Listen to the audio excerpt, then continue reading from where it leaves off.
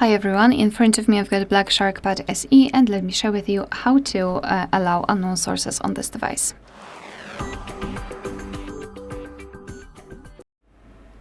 So let's start with opening the settings, and here in this left section let's scroll and find apps.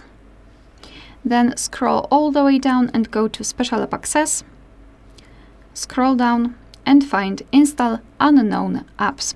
So here we've got the apps which are allowed or not allowed to install some content, and of course you can change it. So just tap on the Chrome and tap on the switcher next to allow from this source.